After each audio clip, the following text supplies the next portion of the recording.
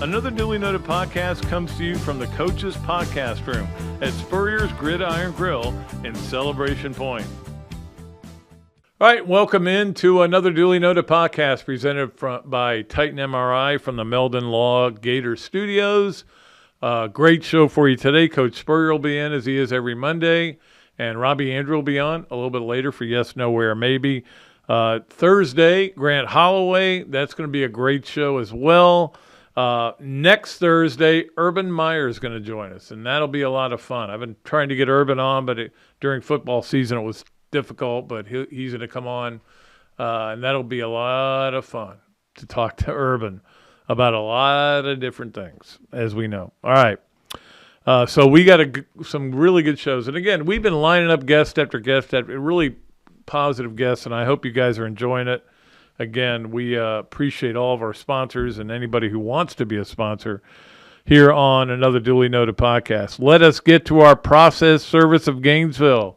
Starting 5, brought to you by Process Service of Gainesville. Of course, Scott Hart over there does a great job. Number 1, we're going to start off with a bad story, negative story. I hate it. Bill Carr passing away at 78 over the weekend.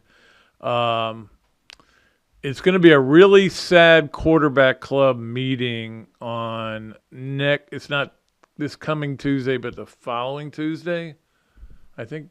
Yeah, following Tuesday. Because we're going to talk a lot about Bill Carr and Carl Kaufman, who, of course, he had his memorial yesterday.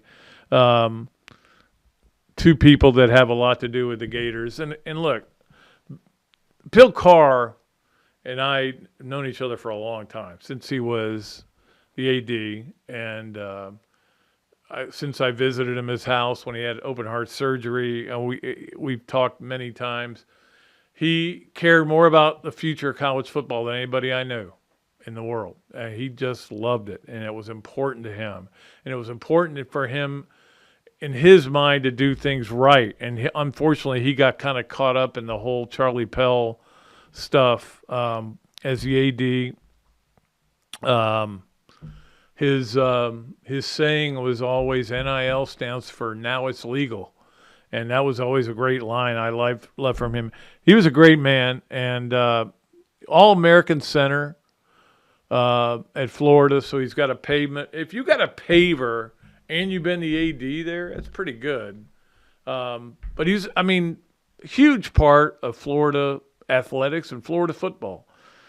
Very sad to see this happen. Very sad to see him go. He was a good dude, and I don't know. I'm a little depressed about it. When I found out yesterday, I was really sad, and the sadness doesn't go away. Just a good guy. Cared about you, cared about other people, cared about where we were going in football. But anyway, Bill Carr, former AD and All-American center at Florida, gone at the age of 78. So I wanted to start with that, though. Let's get to number 2, which is Florida's basketball game with Texas A&M on Saturday. And, of course, when I see that Boots Radford is playing in the game, I'm like, well, I'm a little surprised. He was in jail 24 hours earlier, but that you run your program the way you want to run it. And then he scores 26 points, and, you're sitting there going, okay, this is the way you want to do it. I'm not a big Buzz Williams fan anyway. This may be less of one. But the bottom line was Florida scored 26 points in the second half. They just played bad.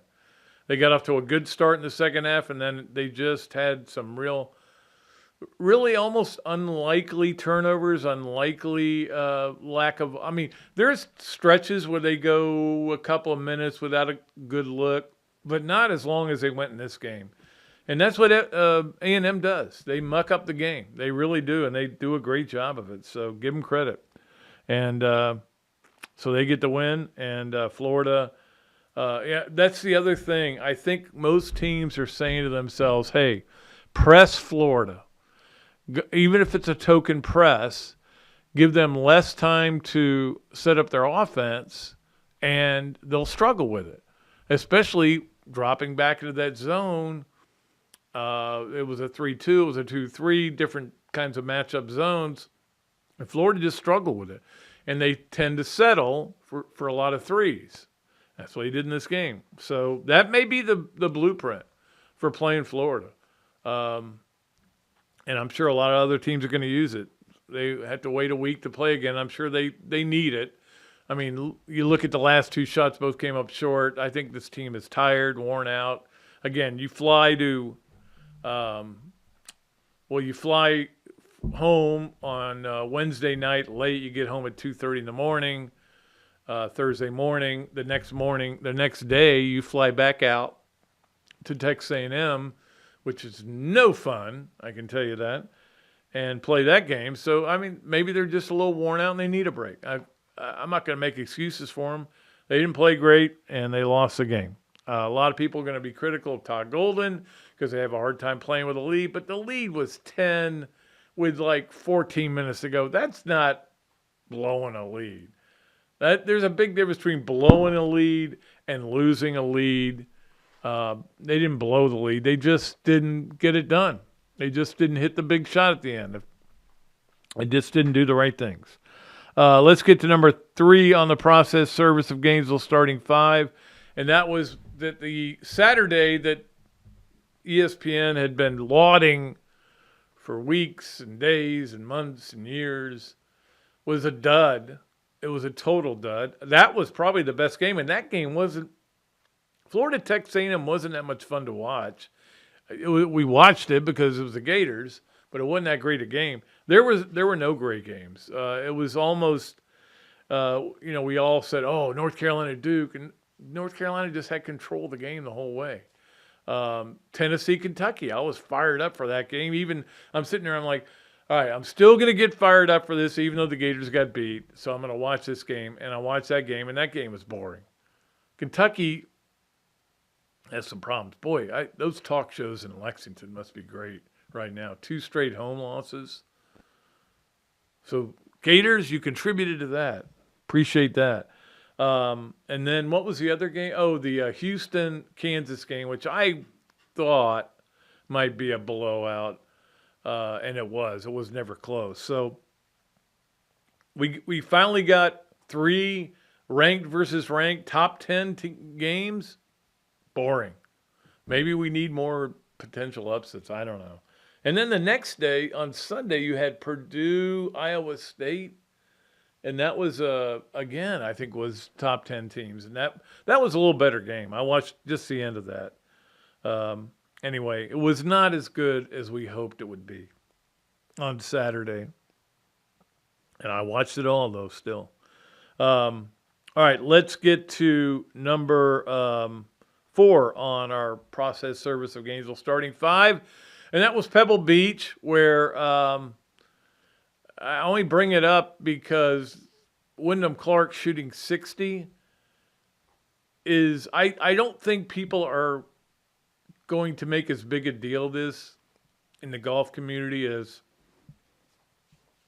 some of the other rounds that people have shot. But to me, a 60 at Pebble Beach, which is the course record now, as windy, cold, wet conditions, that's about as good as it gets. I can't think of, to me, the standard has always been the 63 Johnny Miller shot at Oakmont, the Open. That, to me, has always been the standard because Oakmont was set up to fail. Nobody should have been able to break par. He shot 63. That was always the standard for me. But this 60 at Pebble Beach, that may be the new one. That's pretty hard to beat. I don't know. I don't think he has to worry. And he had a putt at 59 and missed it. And if he had made that putt, he would have been the play of the week. I'll tell you that much. All right, so that was pretty good stuff. Unfortunately, Sunday was a bust because of the rain. But anyway. All right, let's get to number 5 on our process service of Gainesville starting 5. And that is that I did watch a little bit of the Pro Bowl. I swore I would not, but it was on where I was. I went to Ironwood, played a few holes, came in talked to Eric out there about the tournament. And so while I'm there, it's on, and I watch it, and it wasn't unentertaining. Let's just put it that way. It was okay. I kind of enjoyed it. The thing is, when I went home, I didn't turn it back on, though. I turned on other things. I was looking for something else. I don't know that there's a good answer there. All I know is we were set up for what we thought might be a great weekend of sports, and we got nothing. This weekend was terrible. Gators lost. Women lost by 40. All the great games we were supposed to get were awful. Pebble Beach was rained out, and they finally played, I guess, at midnight last night. Don't have weekends like this anymore. And somebody would say, oh, well, the new USFL X whatever league is going to start soon. The UFL, they call it now, I think. Sounds right. Yeah, I'm not. No. How about no? No interest in that. Sorry. But we will look. Basketball is going to have to get us through for a while here, and of course, softball is starting this week and Friday. Baseball starts next week. Looking forward to that. We'll have plenty to watch. Don't worry about it, guys. But this was like the worst weekend in a long time for sports. It's like that weekend that week where you have the one day of the year where there's no hockey, no baseball, there's no sports being played. I don't like that day either. I think they should do something about it. All right, so that's going to do it for our Process Service of Gainesville Starting 5. Appreciate our friend Scott Hart over there, and we'll take a break, come back with the HBC. We'll talk to him about the passing of Bill Carr and several other things. As you know, we always enjoy having him every Monday. And then Robbie will come on for Yes, No, Where, Maybe, and we'll get to all of our other great stuff. Look forward to it. You are listening to or watching another duly noted podcast presented by Titan MRI from the Meldon Law Gator Studios. Hello there, everybody. I'm Pat Dooley, of course, from another duly noted podcast. This is a great Adam Brewer, and he's just opened up a place here, Adam Brewer To Go. What gave you the idea to do this, to have a to-go place like this? We really like the fast concept, being able to get the barbecue. Now we have this new online ordering. So before it was a call ahead carry out, quick service. We have like a curbside kind of a deal where everything's ready to go for you. And then we thought, wow, we have a really great dine-in concept, but how can we make this streamlined for the customer and make it easy and accessible for all parts of town? Adam's Rib Co. To Go. Come on down and enjoy it. Process Service of Gainesville offers a rapid turnaround on affidavits of service for Gator lawyers locally and nationwide. Our friend Scott Hart offers immediate responses on status requests and is a member of NAPS and FAPS. And he has been a part of the community for almost 2 decades. Need service? Call Process Service of Gainesville at 407-697-9592 or email shartgators, that's G8TR, at yahoo.com.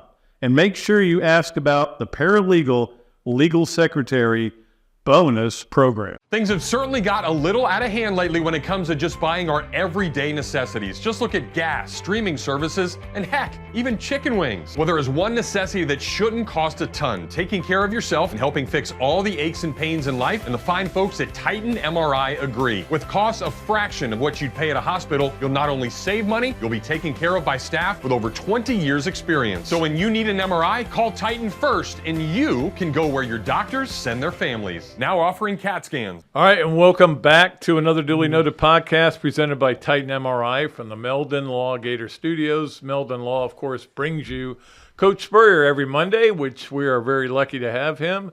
But not a good day today, but we're all sad about the death of Bill Carr, who was your center, but also your friend. You knew him for a long time. He was my friend, too, and going to those quarterback club meetings, and he would pontificate on what's wrong with college football, and most of the time I agreed with him, to be honest with you. Yeah, Bill was a wonderful guy. He really was. We came in together as freshmen back in '63, and he was my roommate. Yep. I showed up, but he's your roommate and another guy. And I think he and I were roomies for 3 years, and then I got married my senior year, so I moved out. But every now and then we'd get a roommate who was sort of loud or messy, and we got $15 of laundry money. That was our part of the scholarship, $15.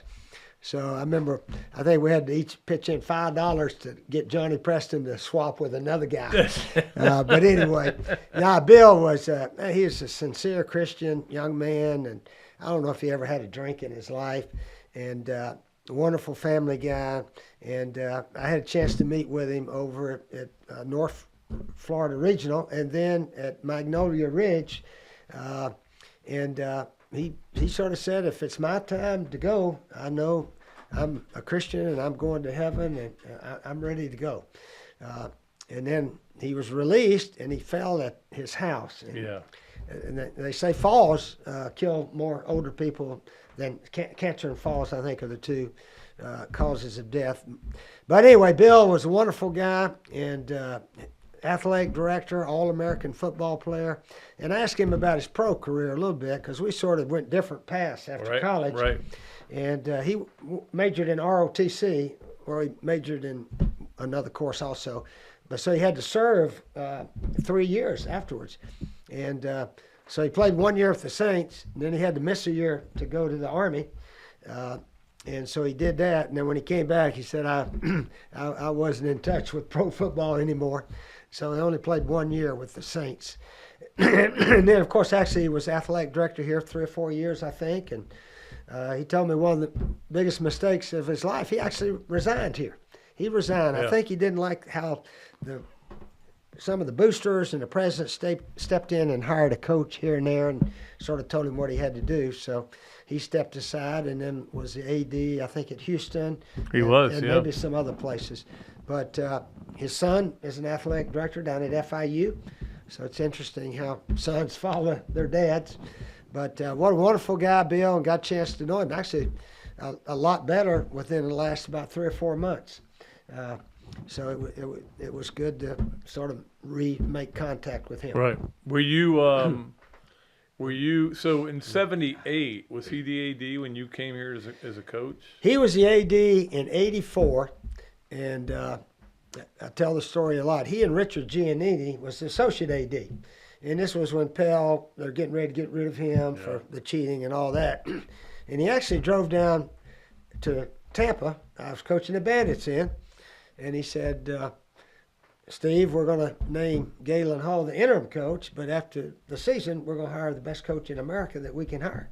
And you're one of the guys we want to talk to then. Really? And I looked at him, I said, well, Bill, I'm going to tell you who you're going to hire right now. And it shocked him. You don't know who we're going to hire. Yeah, I do. You're going to hire Galen Hall because he's got a team that can't lose. He did, can't lose. and he did not. That was a powerful team. Neil Yeah. Anderson and all those guys. Lorenzo And- Hampton, John and, L. Williams. Those are their 3 running backs. And I all don't think first they round did lose. picks. Yeah. They didn't. I don't think they did lose. No, the they rest of the didn't year. lose the rest of the year. But Galen was a good coach. He was a good recruiter. And he left me a heck of a team. I'll say that in 1990. But anyway, by the time I got here, Arnsbarger was the AD, and Right. President Bryan, of course, was the key man in hiring me. President Right. Bryan stepped in there and said, "I'll hire the next football coach." Yeah, that was tough for Bill to have to go through all that with Pell, because Pell Yeah. was a very intimidating man, and he, I think that I think that was part of it. He just got tired of being told, "No, we're going to do it this way. You're just the AD." Yeah, having a guy like that is difficult. And, Yeah. I used to always tell everybody, I got 2 bosses. I got the athletic director and the president. The head football coach should answer to both those guys. And sometimes the head coach doesn't think he answers to any of them. No, to anybody at all. Yeah. But anyway, that was probably a reason that he resigned here. Well, yeah, we definitely wanted to pay tribute to him. Really good dude. And whenever I would talk to him, I went over there after he had his open heart surgery and spent some time at his house and did an interview with him. And that was 15 years 15, ago. 18 years Yeah. ago, he had a heart attack, but he came back off of it and he said I've lasted a lot longer than maybe some people thought I would back then. So he had a wonderful life, 78, and it was his time to go. Now, hey, how good a center was he? I mean, he made All-American. I know that Norm had a lot to do with that, but still, he made All-American. I cannot remember a bad exchange Right. or a muff. I don't think we ever dropped one. I got a pretty good memory if we dropped one here, there, or the other. But one of the funniest times, in fact, we lost the game at Auburn in '65, and I went back to pass, and I scrambled out forward. I think it was about 3rd and 12 or something, and I'd made about 7 or 8 yards, and he was behind me. He saw me go, so he went trying to look for somebody. Well, I lateraled to him, and he got it, and he got hit high and low, and he said, "Orr," he always called me Orr, and I called him Willie C. He said, "Orr, don't lateral that ball to me. I got clobbered." And I said, "Well, you got to quit following me then, because I'm gonna lateral to somebody." But he didn't want to run with the ball anymore after that. Well, we'll miss Bill Carr. There's no doubt about it. Good Let's talk about the Super Bowl. I know you're excited about it. Sunday's game. I know you're rooting for the Niners as a former Niners quarterback. Yeah, I'm rooting for the Niners. And we're having a little something here at the restaurant, so I'll be here for maybe the first half or so. And it should be a good game. Sometimes those games are not as great a game as everybody thinks they're going to be, but you got to feel like this one is going to go down the wire. But sort of surprising that San Francisco was favored. Patrick Mahomes and those Chiefs. It started at 4, it's down to 2. But Yeah. It's kind of settled there, yeah.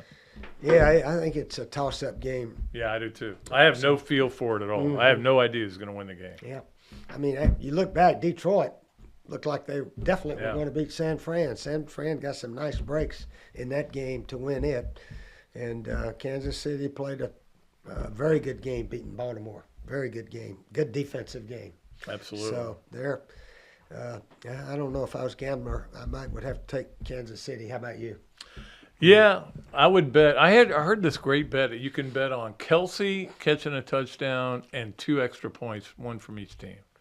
That'd be a good parlay to lay down. Yeah, Kelsey. But this is why I don't bet, because when I think I know football better than most people, but I would lose every bet. So I don't gamble. I will bet that when Taylor Swift comes in the stadium, they'll have the cameras on. I'm going to bet on that. I don't know. Can you put anything down on that? That would be a Hasselbeck. a no-brainer right there. You would definitely win that. All right, so we watched Gator basketball on Saturday, and that was disappointing. They had a chance to win the game. Texas A&M just muddies the game up. You know what I mean? And Florida only scored 26 points in the second half and didn't make the shots. Well, obviously, the game could have gone either way. When it's a 1-point game, or one team is going to be a loser, one's going to be a winner. It's a toss-up. And that's what happened there. We beat Georgia in overtime. You keep playing a whole bunch of close games, you're going to lose some. And that's sort of what happened to us. But, gosh, we got 2 or 3 shots right at the end. I know. Looked like we were going to pull it out. But we're having a good year. Our Lady Gators got clobbered at LSU. I missed that game, and then I came back and I said, let's see what the score was. I go, ooh, 40 well, points? Yeah, we got way behind early. And we continued to shoot quickly, as I say, and they shot quickly, and they hit a whole lot more than we did, and that's how the other team scores 105, I think they scored or so. Yeah, 106-66 was the final. Yeah. I think they've had 4 or 5 games where they've gotten in the hundreds, so they're really good. And that's the thing. Team. I mean, you saw this happen at South Carolina where a coach goes in there and transforms the team. I mean, Mulkey's done that at LSU. They were always pretty good, and then they kind of went into a rut, and then she totally transformed them. It seems easier to do in women's basketball because I think the pool is smaller.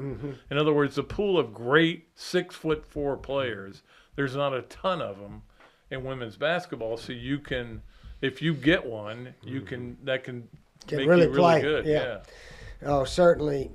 there's so many good teams out there, men and women basketball, and it usually comes down to who plays well right at the end of the game, who makes their three-point shots and their free throws. Kentucky, they're just middle of the road team, seems like now in the SEC.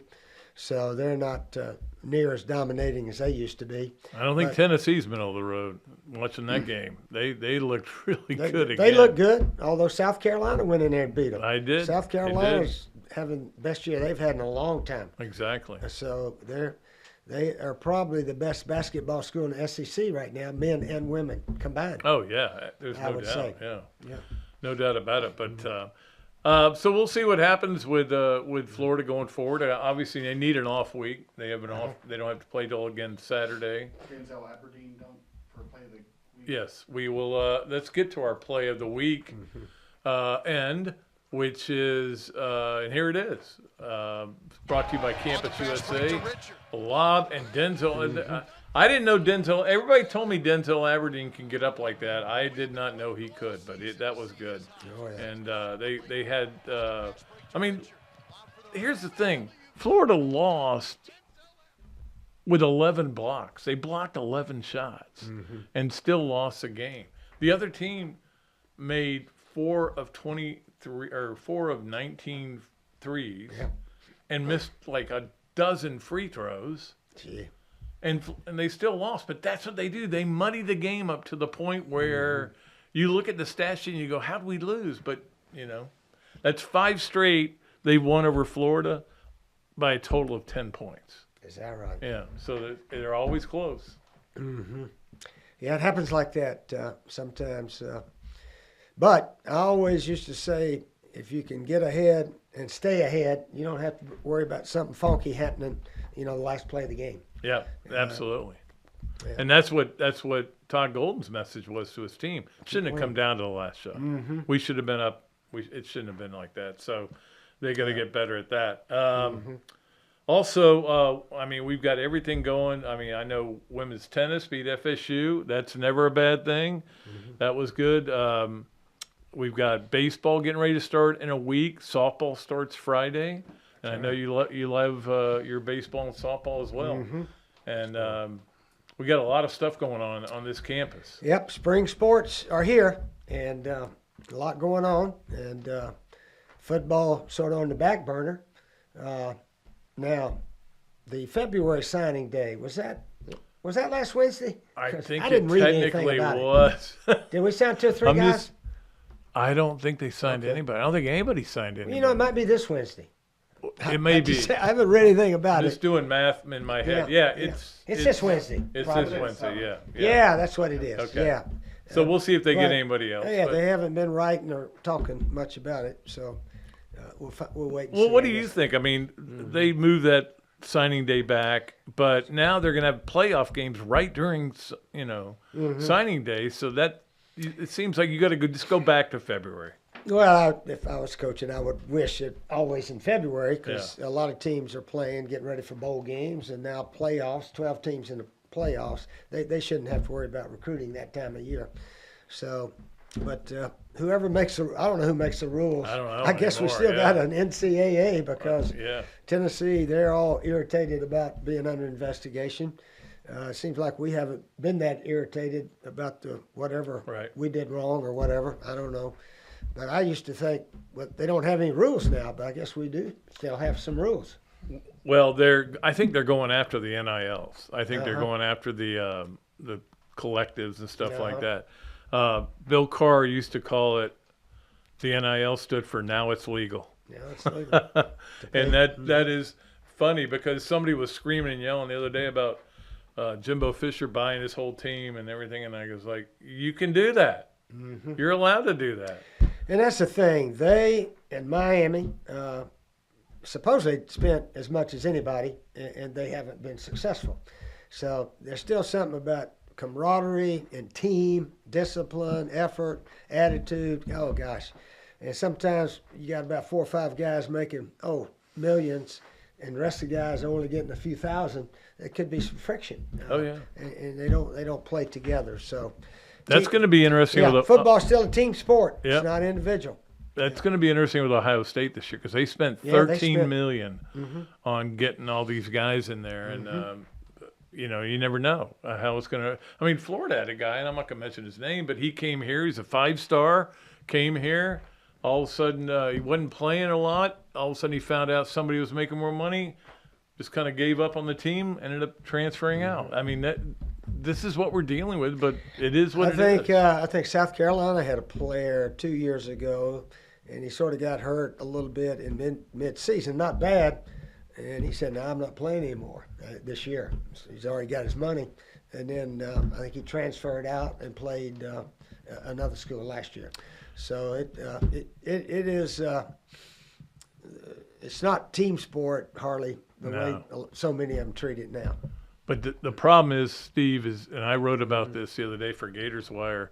I had 12 ways to fix the problems in college football, and every one of them, after I wrote it, I go, well, that'll lose in a lawsuit. That'll lose in a lawsuit. That'll go to court and not be successful. I mean, that's the problem. Is I don't know what the answers are anymore. Well, the NFL has rules, and they have a salary cap, and at some point, whoever runs college football, they've got to have some rules, right? And go from there. Yeah, I think there's a lot of things they could do. And somebody called the other day and said, "Well, you can't do a salary cap because that's antitrust." And I go, "Well, how does the NFL do it?" They do it. I mean, basketball does. In fact, Purdy, the quarterback for the 49ers, he's still on his rookie contract. Second year. Second or third year. Second year. Second year. Yeah. So I think he's only making $800,000, and Holmes is making $52 million. So nobody said life's supposed to be fair. No. But you can make a whole bundle after your 2 or 3 years are up if you're in the NFL and everybody wants you. So, but in college you get it before you even get to school. Oh, I know. It's just and that's not the way to do it.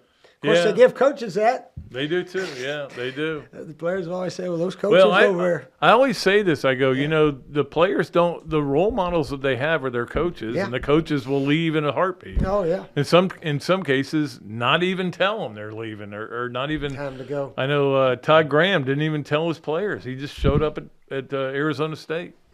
So I think you at least let everybody know you were leaving. Yeah, I guess so. Yeah. All right. So, you got anything else, Coach?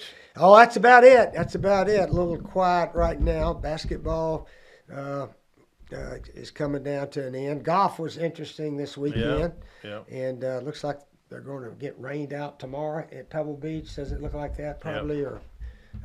But that weather out there is amazing. 100-mile-an-hour wind, lower California. They'd never had that before. Anybody can recall. So I know when it wasn't on yesterday, I was mad because I was counting on watching it, and so I went and looked at the weather report on my phone, and I'm like, oh my gosh, it's terrible out there. I mean, my daughter lives out there; they never get rain, and it's just they've had a hurricane this year already, or last year at the end of last year, so it's crazy.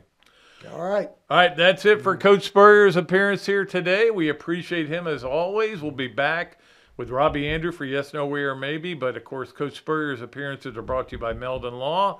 And another duly noted podcast is presented by Titan MRI. We'll be back after these messages. Great food, great atmosphere, a diverse menu, everything made from scratch, plenty of space, and locally owned. These are all the characteristics of a great restaurant, and you can find each and every one of them right here in Gainesville at Ballyhoo Grill. Ballyhoo Grill prepares all of their food fresh every day, from their salad dressing to their award-winning soups. Bring your family and enjoy dinner under the Tim Trebo Tiki Hut while listening to live music. Or if you're running low on time to eat out, they also deliver through Uber Eats, Bite Squad, and Postmates. A Gainesville staple that's been open for over 30 years. Check out Ballyhoo Grill on Facebook or at ballyhoogrill.com.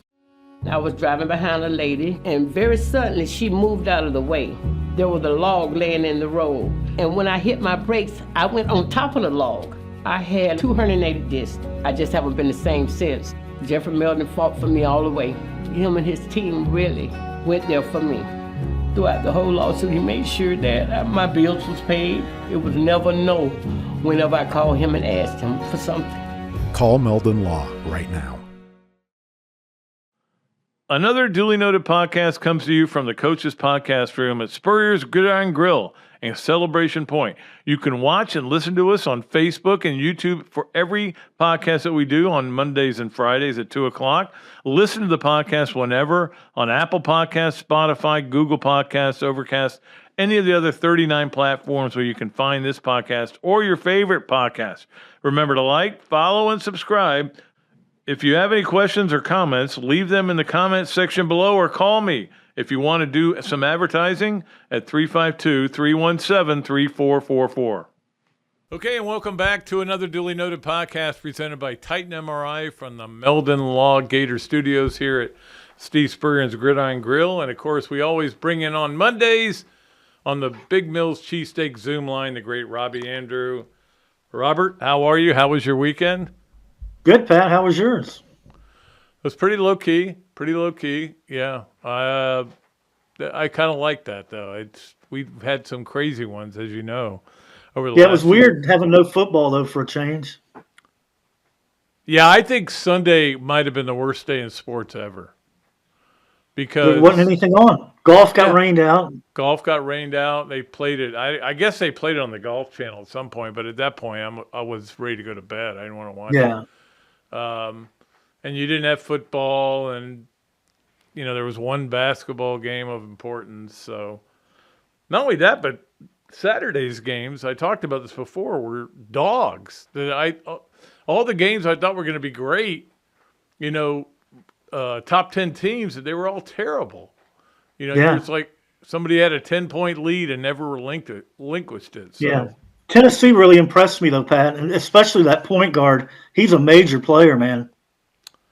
Well, they're like a different version of Florida, and that Florida can beat you with a lot of different guys, and so can Tennessee. The difference is Tennessee defends. Florida doesn't.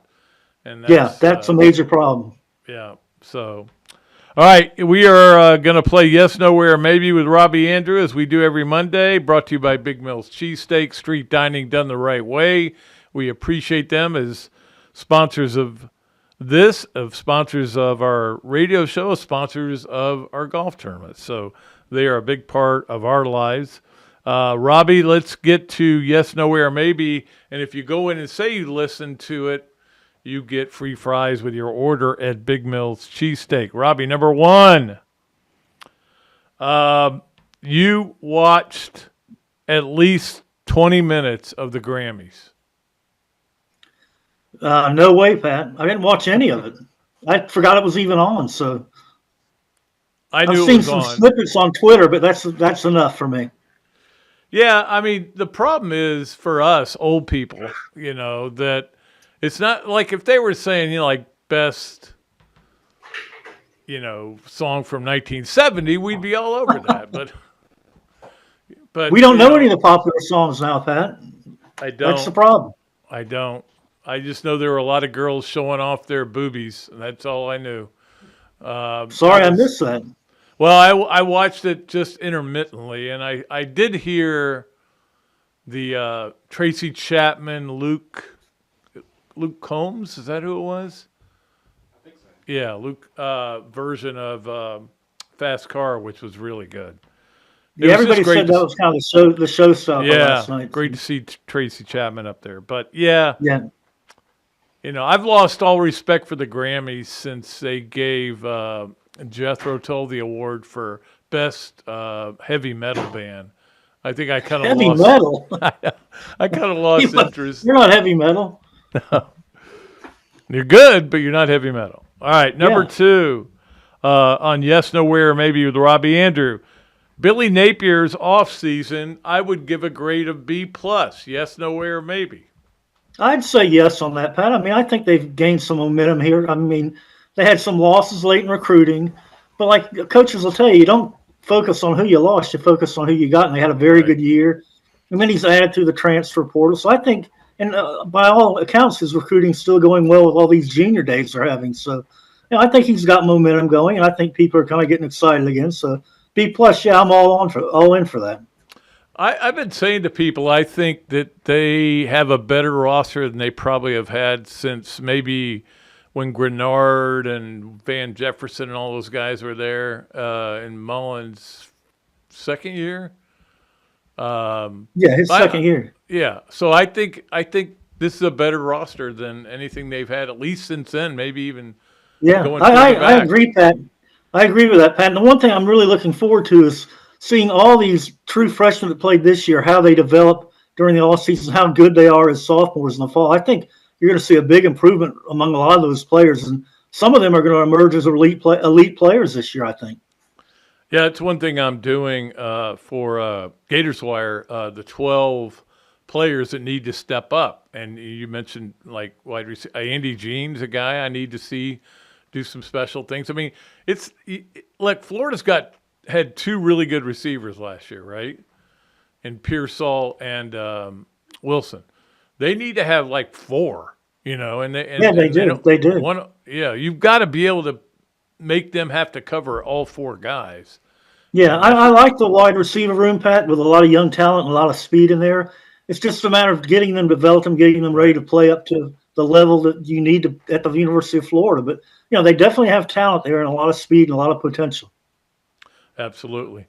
Not surprisingly, a lot of those guys that need to step up are going to be on the defensive side. I know that won't shock you, Robbie. No. But it's been that way for a while. Yeah. All right, here's a question that I asked Paul Feinbaum on last Thursday, so I'm going to ask it to you right now. The second best team in the SEC in football is Texas. Yes or no, or maybe?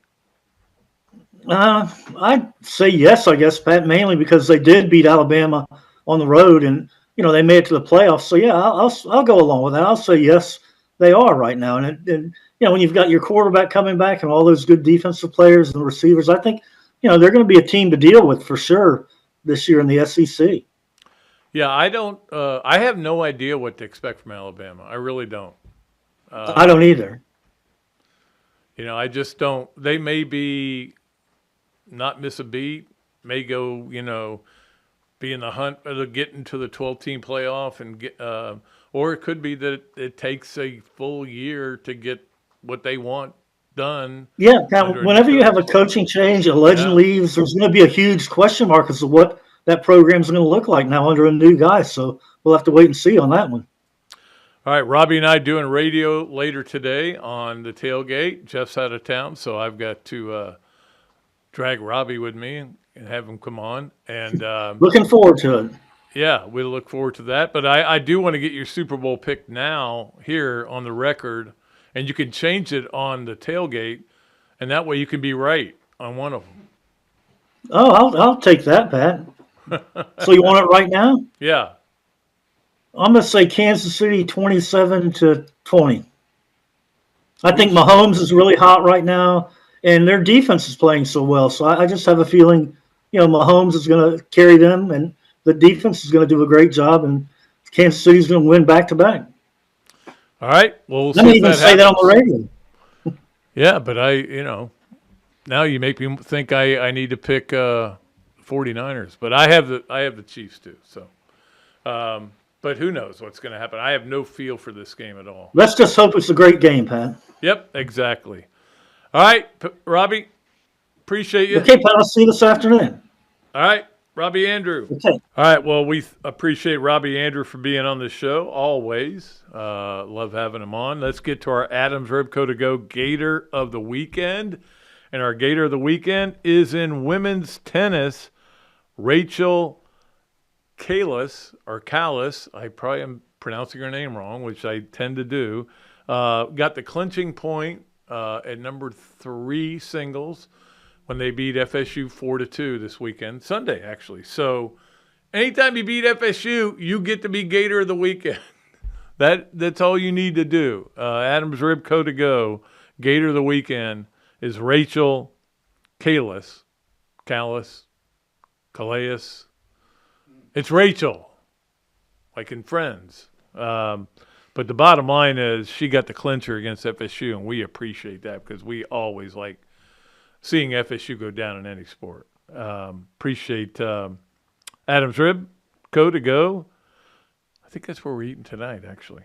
Let's get to our Leonardo's and Millhopper quick picks. Some of you guys did pretty good on the last one. I gave you 2 games on Thursday, and but a lot of you missed one of them, so you didn't qualify. But I'll make it a little bit easier for you this week. Just one game on it's a Wednesday night game, Alabama at Auburn.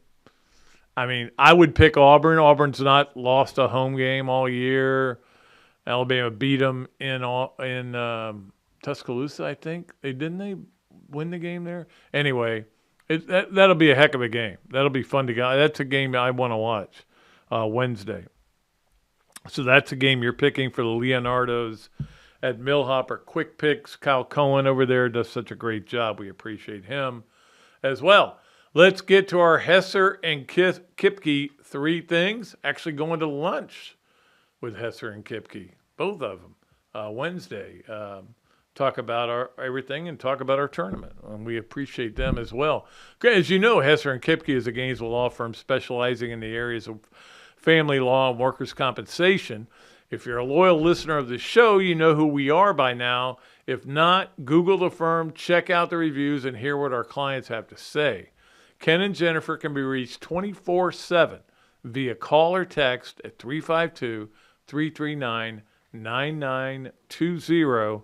Hesser and Kipke. Let's get to number 1 on the Hesser and Kipke 3 things, and that is Scott Drew getting ejected. Was it a weak ejection? It was terrible. He was technically out of the coaching box. He and the referee had been having words. He'd already had a technical. He got a second one, got ejected. Look, you either have rules or you don't. And this is where we have to it bothers me. It drives me crazy. And this was not a situation like that. Scott Drew was he was out of the coaching box, but he wasn't far out. He was kneeling down. I got no problem with that. I have a problem when guys are the 6th defender.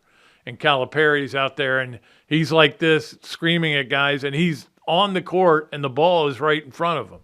I have a problem with that. I think coaches who are on the court with both feet, when the ball's in play on their end of the court, that should be a technical. But I don't know. I think Scott Drew. But the worst thing, I don't know if you can say worst thing or what's going to be an issue, is Mac Rhodes, their AD, comes out and says the officiating in this game was an embarrassment to the league. We have a really great league in basketball. Officials aren't up to it. He's going to get fined for that. You think he cares? No. He's going to, it's not a big deal. He was mad after the game, even though they won the game. I would never say that after a win.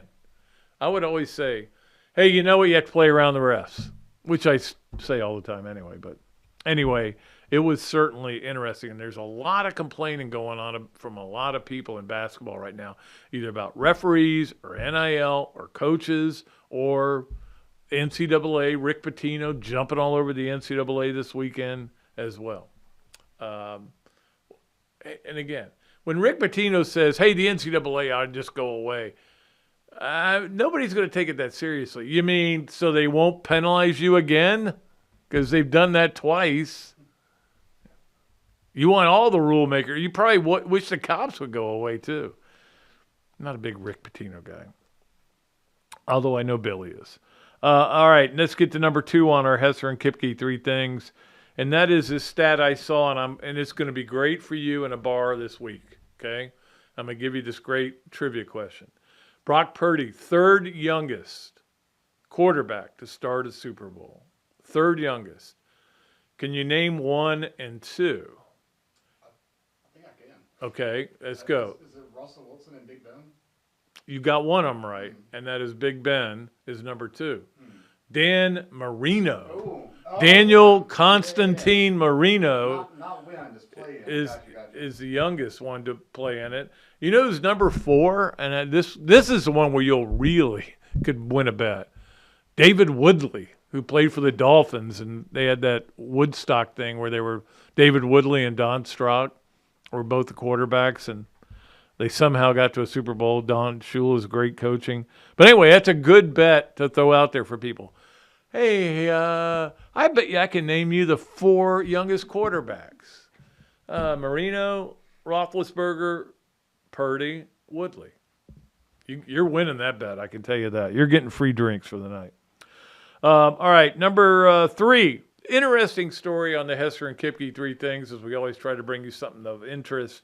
And that is Camila Cardoso, who is a great player for South Carolina, is taking 2 games off because she's going to play for the Brazilian team to try to qualify for the Olympics. And of course, even though they've got one of those games against UConn coming up, Don Staley says, go ahead. We promised you'd have a chance to do this when you came here. This is not unusual. It's not, well, let me put it this way. It's not unusual for smart coaches to do this. Dumb coaches sometimes will go, oh, we're not letting you do that. It's kind of what Jenny Rowland is doing with gymnastics this year. Hey, you want to come here and you want to try to be an Olympian? Yeah. DiCello, their best gymnast this year, is sitting out the year, getting ready for the Olympics. Leanne Wong is kind of doing Olympic-y stuff, but she's still on the team. They've got another freshman that was supposed to come in, but she wants to be in the Olympics. So it's a once in a well, I guess it's not once in a lifetime for some people. Simone Biles is not once in a lifetime, but it is a huge opportunity. And sitting out a year is not a big problem anymore. So I think it's great.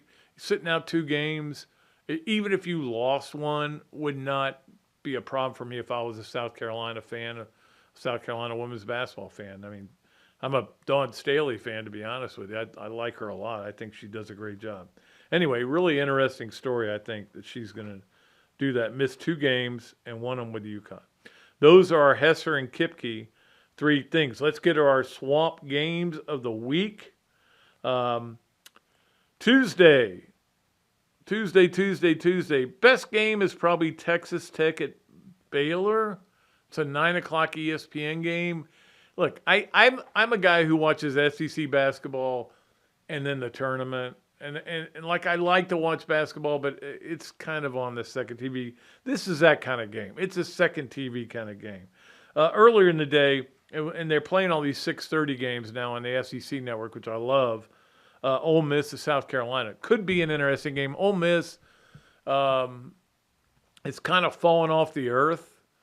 They beat the crap out of Florida, and they have the same record as Florida right now.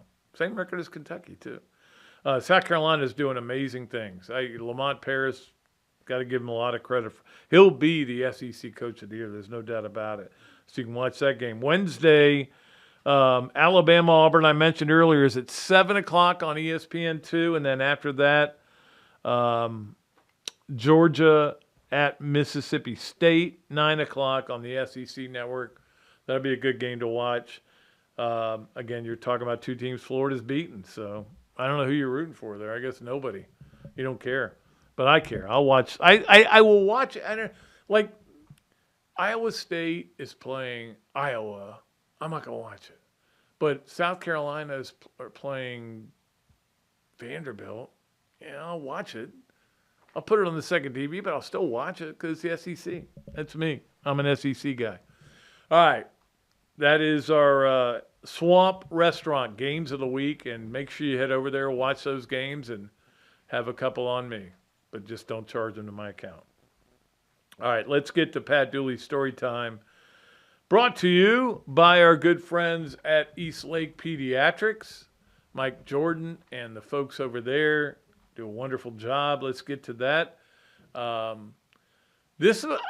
don't think I told this story. I don't think I did, but since it's a Super Bowl this week, I felt like it was appropriate. I can't remember whether I told it or not. So I'm going to tell it again, okay? And see if I did tell it. Okay, so actually I've got another Super Bowl story for Thursday, and I may have told that one too, but I don't think I told either one of these stories. Okay, so Super Bowl is in Tampa. It's the one where the Raiders beat the Redskins. And I remember Jack Squirick had this big play, and Marcus Allen ran and then ran back the other way, and they ended up winning the game pretty easily. So I'm sitting there, and I'm in the legit press box. I mean, like now, if I went to a Super Bowl, well, I don't know if I can get to a Super Bowl now, but even in the later years of me being a sports writer at the Gainesville Sun, if I went to a Super Bowl, I was in the bad seats. For the one in Jacksonville, our seats were so high, I said, I just got all my stuff, and they give you a lot of stuff, like headphones and radios and stuff.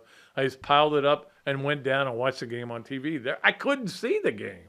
And then I ran out when McCartney was on just to watch him. But back then, in those days, yeah, I was pretty legit, I guess, but I was sitting there in the second row watching the game, and 2 seats down was Al Davis, the owner of the Raiders. I'm like, that's kind of weird that he's there instead of in a skybox of some kind. But, it was old sombrero. They didn't really have that. And so late in the game, they're way up. They're going to win the game. And the only reason you're thinking, the only reason to even pay attention now is because the Redskins had rallied against them earlier in the year. But they're way up. And I think this was after Marcus Allen's run. So all of a sudden, a guy comes in the front row, and he's got a camera, and it's a TV guy, and he puts the camera right in Al Davis's face. And he goes, Al, what's it feel like to win another Super Bowl, or something like that question? And Al Davis lost his mind. We haven't won anything yet. This game is not over. I can only say it without the cuss words. And there was like cuss words I had never heard before. It was deviations of cuss words I hadn't heard. You MF blah blah blah blah, screaming, get out of here with that camera. We haven't won this game. And I'm like, is he gonna hurt somebody? It was kind of weird, but it always stayed with me. So anyway, that's one Super Bowl story I got for you. I got another one on Thursday. That's an even better one. I don't think I told this one either. In fact, I'm going to check with Zach to make sure I haven't told it afterwards. All right, that's our show for today. Thanks to Coach Spurrier, as always. Thanks to Robbie Andrew. Again, Grant Holloway on Thursday, Urban Meyer next Thursday. We're piling them up, and we're just keeping them going. And we appreciate Zach for all the hard work he does. All right, that's going to do it. Until next time, I am Pat Dooley. I am deep. I am way back, and I am out of here.